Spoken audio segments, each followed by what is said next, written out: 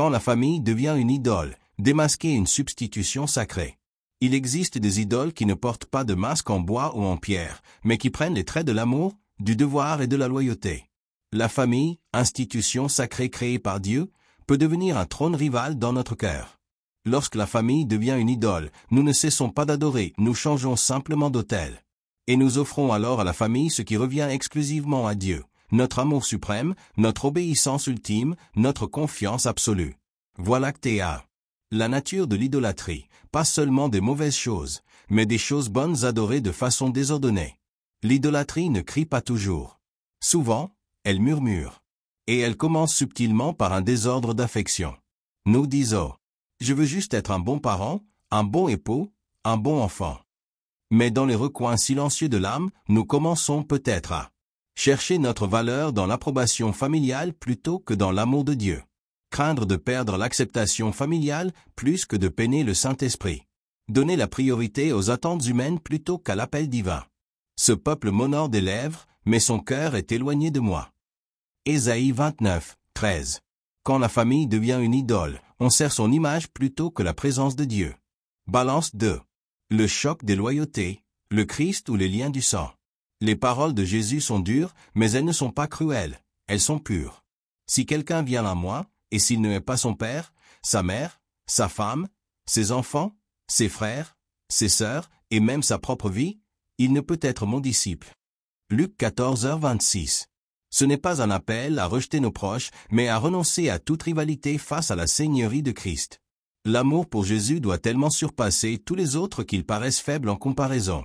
Pour beaucoup, ce n'est pas la croix qui les arrête, mais la crainte de bouleverser l'équilibre familial. 3. La croix traverse les liens du sang. Dans le royaume de Dieu, le lien spirituel est plus fort que le lien biologique. Qui est ma mère, et qui sont mes frères? Quiconque fait la volonté de mon Père céleste, celui-là est mon frère, ma sœur et ma mère.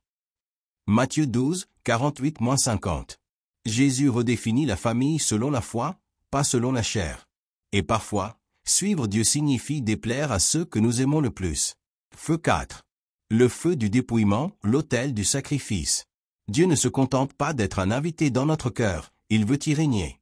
Comme Abraham, nous sommes tous appelés à déposer nos Isaac sur l'autel. Prends ton fils, ton unique, celui que tu aimes, et offre-le-moi. Genèse 22h2.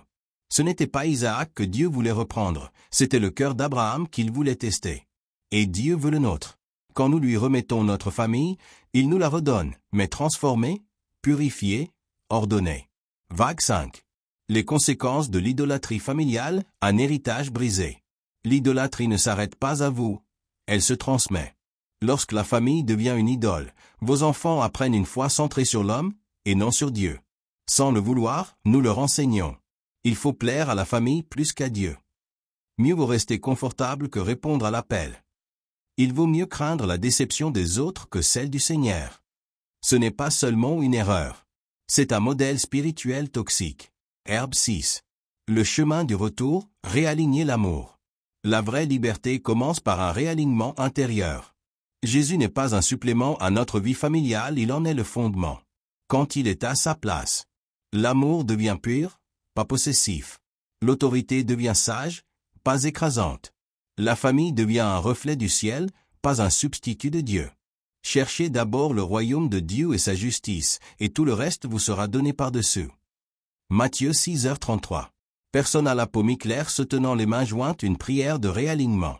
Seigneur, pardonne-moi d'avoir aimé le don plus que le donateur. Je dépose tout attachement mal placé, toute crainte, toute dépendance envers ma famille. Purifie mon cœur. Brise les idoles cachées. Tu es mon Dieu, pas ma famille. Je t'aime plus que tout. Donne-moi la force de te suivre, même si cela signifie être incompris.